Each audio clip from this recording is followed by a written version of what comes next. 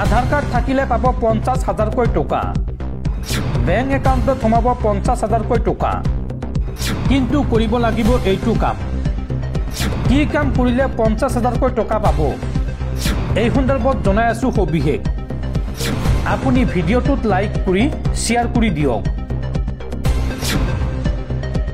দৰ্শকসকল, ভিডিঅ'ৰ আৰম্ভণিতে আপোনালোকক কৈ দিছোঁ, আপোনালোকে ভিডিঅ'টো সম্পূৰ্ণ শেষলৈকে চাব, নহ'লে কিন্তু আপোনালোকে বুজি নাপাব আৰু এই চৰকাৰৰ 50,000 টকা আপোনালোকে নাপাব। আধাৰ কাৰ্ড দেখুৱাই আপোনালোকে লাভ কৰিব 50,000 টকা। কিন্তু কেনেকৈ, চাওঁ আহক। আপোনাক টকাৰ প্ৰয়োজন, কিন্তু ঋণ একোতেই পোৱা নাই। যদি পোৱা নাই তেন্তে চিন্তা নাই, কিয়নো কেন্দ্ৰীয় চৰকাৰে আপোনাক দিব ঋণ। কেৱল আধাৰ কাৰ্ড দেখুৱালে আপুনি লাভ কৰিব ঋণ, নালাগে কোনো গেৰেণ্টাৰো। 12 মাহৰ ভিত্তিত কিস্তিত ঋণ পৰিশোধ কৰিলৈ হয়। কোভিড মহামাৰীৰ সময়ত সকলোতকৈ ডাঙৰ ধাক্কা খাইছিল ষ্ট্ৰীট ভেণ্ডাৰ আৰু ক্ষুদ্ৰ ব্যৱসায়ীসকল, আৰু তেওঁলোকৰ কাষত থিয় দিবলৈকে 2020 চনত প্ৰধানমন্ত্ৰী স্বনিধি যোজনা নামেৰে এক স্কিম আৰম্ভ কৰিছে কেন্দ্ৰীয় চৰকাৰে। এই স্কিমত কেৱল আধাৰ কাৰ্ড থাকিলেই 50,000 টকা পৰ্যন্ত ঋণ পোৱা যায়। প্ৰধানমন্ত্ৰী স্বনিধি যোজনাত ক্ষুদ্ৰ ব্যৱসায়ীয়ে কোনো গেৰাণ্টাৰ অবিহনেই প্ৰথমে 10,000 টকাৰ ঋণ ল'ব পাৰে। এই ঋণ সময়মতে পৰিশোধ কৰিলে তেওঁ 20,000 টকাৰ ঋণৰ বাবে আবেদন কৰিব পাৰে, আৰু এই টকাও যদি তেওঁ নিৰ্দিষ্ট সময়ত পৰিশোধ কৰে তেন্তে তেওঁ পৰৱৰ্তী সময়ত 50,000 টকাৰ ঋণ লাভ কৰিব। প্ৰধানমন্ত্ৰী স্বনিধি যোজনাত ঋণ পাবলৈ আধাৰ কাৰ্ড থকাটো বাধ্যতামূলক। যিকোনো চৰকাৰী বেংকত আধাৰ কাৰ্ড দেখুৱাই এই ঋণৰ বাবে আপুনি আবেদন কৰিব পাৰে।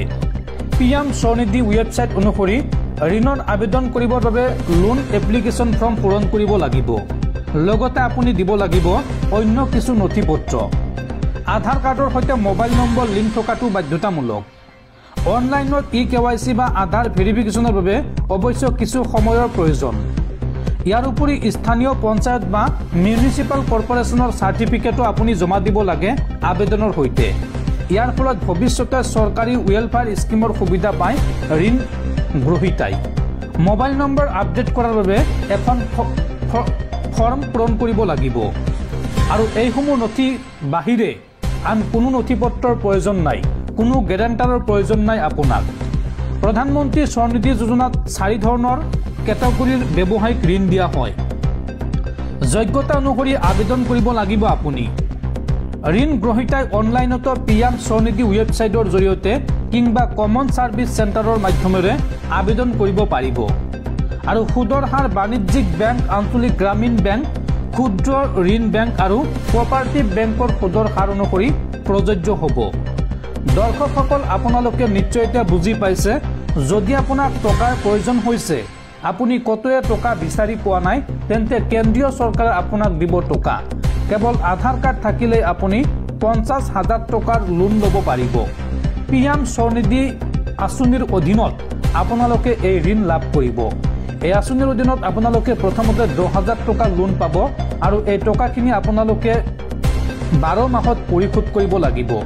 আৰু এই টকাখিনি ভালদৰে পৰিশোধ কৰাৰ পিছত আপোনাক দিব 20,000 টকাৰ ঋণ।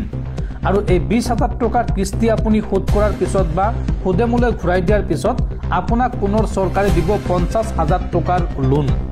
আপুনি মনত ৰাখিব, আপোনাক কোনো গেৰাণ্টাৰ অবিহনে এই লোন দিব চৰকাৰে। কেৱল আধাৰ কাৰ্ড থাকিলে আপোনালোকে লাভ কৰিব এই 50,000 টকা। আপুনি এই 50,000 টকা লাভ কৰিবলৈ আবেদন কৰিব লাগিব।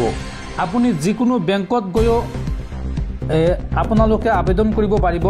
লগতে কমন ছাৰ্ভিচ চেণ্টাৰ অৰ্থাৎ CSCৰ পৰা আপোনালোকে আবেদন কৰিব পাৰিব। ভাৰতবৰ্ষৰ যিকোনো চৰকাৰী বেংকত আপোনালোকে এই সুবিধা লাভ কৰিব। গতিকে যদি আপোনালোকক এই ঋণৰ প্ৰয়োজন, তেন্তে এতিয়াই যোগাযোগ কৰক CSC অথবা যিকোনো চৰকাৰী বেংকৰ সৈতে।